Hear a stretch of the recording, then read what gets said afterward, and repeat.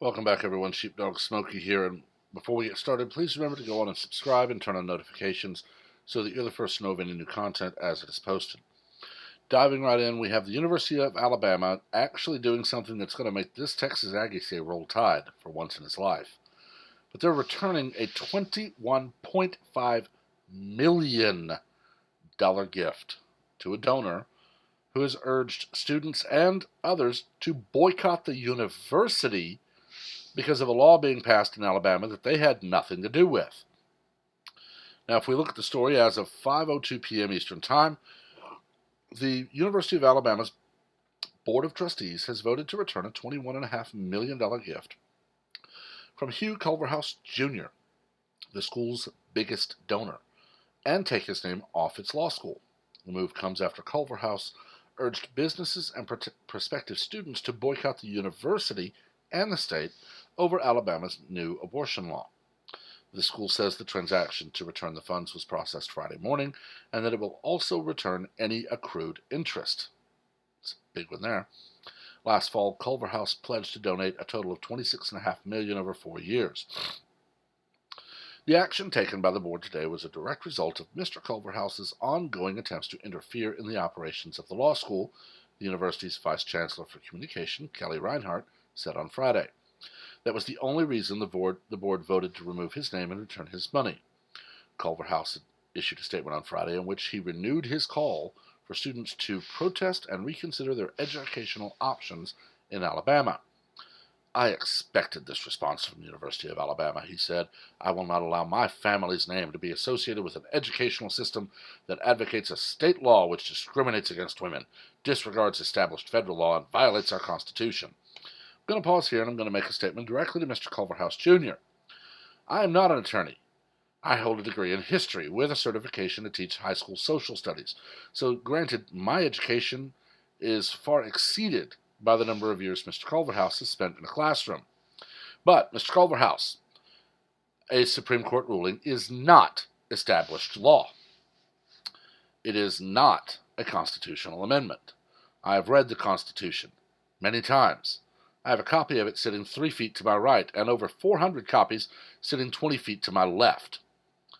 And health care, abortion, marriage, male, female, none of those words exist in that document. There is no constitutional right to get an abortion. I actually disagree with many of my conservative friends in that I do not want any ruling at all or any government involvement at all in that decision. If Planned Parenthood wants to get donations from people and run their clinics, I disagree with what they do, but I'm not going to say outlaw them. I say don't give them federal money. That's where I stop. But I know that that will mean their funding is going to go down by probably 80%. I don't want a law saying that it is legal or illegal. I want a woman to go to her doctor, not to some abortion counselor at Planned Parenthood who's been told they must advocate abortion. For crying out loud, I read a story earlier this week where a woman was locked inside an abortion clinic when she decided not to have an abortion. They had told her the babies may not be healthy. They had told her so many other things that when she went to a medical doctor and found out that those were wrong, she decided to keep her children. If Planned Parenthood truly advocates for choice, maybe they would advocate for the woman to be able to say, no, I changed my mind. Give me back my money, although they claim to be providing them as a service, but they're charging for them. But she has a right to say, no, give me back my money, and I'll leave, as opposed to being locked in. But this is also reminiscent in his statement of something that happened, I believe it was the early 1990s. It was while Arnold Schwarzenegger was governor of California. You see, the people in his home village, who had named a bridge after him, sent him a letter all but demanding he outlaw the death penalty 100% for any reason. He refused, and he sent them a letter back. They had threatened to take his name off the bridge. They weren't doing it. They had threatened. And you see, in that little village, that bridge probably brought some tourism. The fact that he was born there and rose to the heights he has probably brings in tourists. He wrote them back saying, take my name off of anything you have using it. You are not allowed to use my name. They actually tried to convince him not to make them do that. Culver House is going the opposite way. Well, they're trying to silence me, and I don't want my name on that. Well, wasn't your choice. You see, the government of Alabama passing a law has nothing to do with the University of Alabama. Period. When you, who claim to want to support them to honor your parents, and who donate to them, then tell students, don't go there, don't go there. That's counter to your donation and to your other statements. The University of Alabama is within every right they have to return the money. They're going to return any interest it earned as well, and to take your name off of any building that they have it on. And no, Mr. Culverhouse, this is not a move to silence you. You're perfectly free to continue spreading your crap about supporting abortion. And they're perfectly free to disagree with you on the fact that, not about abortion, but that you advocated students not attend their school. If I donate to a business and then tell people don't do business there, they would be idiots not to return my money and tell me they want nothing to do with me. This actually frees you a little bit, because people looking at it and saying, well, he gave them 25 or 21.5 million. Why didn't he want me to go there? Also, your demands that you be told how the money is being spent does, as they say, undermine academic and institutional integrity. The fact that someone with a law degree can claim that a Supreme Court decision creates a law or that it is a constitutional right honestly worries me. As I said just a small time ago, I've read the Constitution many times. I know what it says.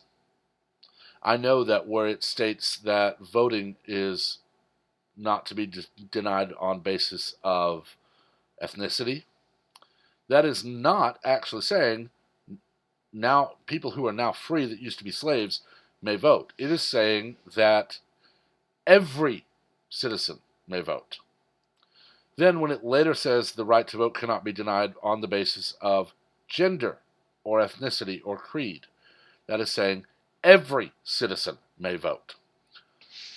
1971, with the 26th Amendment, when it says the right of citizens 18 years of age or older may not be denied, and so on, that's not anything other than saying all United States citizens may vote. Period. And of course, this gets construed and stretched and twisted around by liberals to say, well, what this really means is, it's the same idiotic argument that the First Amendment, well, they were smart enough. They knew Twitter and Facebook and Instagram and all this would exist. And they knew that technology would mean speech is more and more and more available and freer, and that it has to be protected. But they were so stupid, they figured that the world would never advance past the musket, despite Italian repeating rifles, flintlock pistols, and the puckle gun already having been conceived and begun being built. Because, for a liberal, everything is open to interpretation, and the only interpretation allowed is their own. Like I said, I'm a Texas Aggie. I may not have attended college there, but I did attend firefighter training there many times, and I love that school. They are my school of choice for any education I pursue from this point on in my life. My nephew is planning to attend there. I bleed maroon. But in this case, roll tide. Don't let this Florida attorney who didn't even attend your school bully you into caving on decisions that you should be the one to make. To students looking on whether you would go to Alabama or any other institution in the country or across the planet, don't let some Florida attorney who's going to say that because the government of Alabama passed a law, this school that had nothing to do with it should be boycotted. Look at the schools that you are looking at and look at your goals. I wanted to pursue a history degree to teach. My economic position meant I could not move. But I also looked, and teachers and the degree I wanted, the school I went to was one of the very top in the region. And I wanted to go there. So I went there. When I was choosing with my volunteer fire department where I would attend firefighter continuing education, no one beat A&M. No one does to this day. So I went there. If I go for a master's, I'm going to A&M. My nephew's going to go to A&M.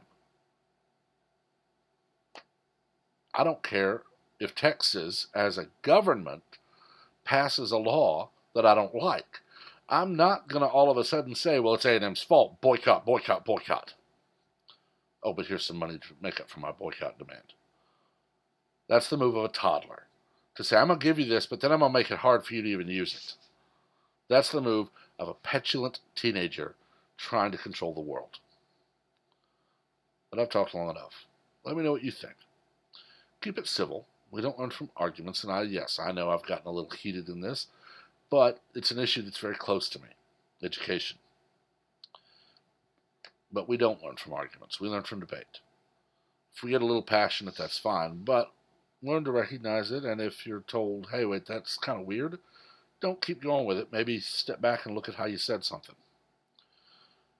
As always, please remember to like and share the video, as well as to subscribe and turn on notifications so that you're the first to know of all new content as it is posted. Until next time, everyone have a wonderful day.